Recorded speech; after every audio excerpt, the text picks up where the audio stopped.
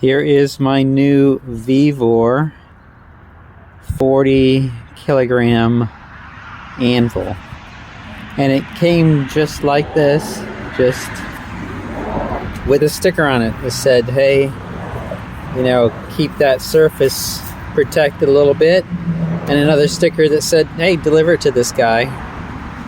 It's got a couple little places where, you know, the casting's not perfect.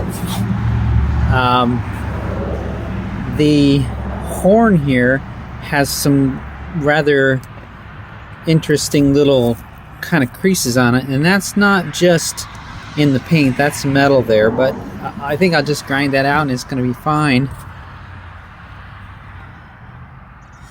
And you know, it's not a $500 anvil. This thing's 150 some odd bucks.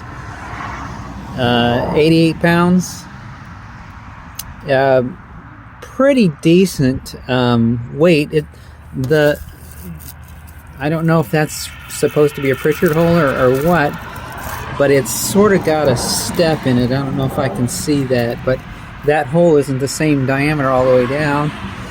The party hole is not really square and needs some dressing on the top side, but nothing that can't be fixed. There's some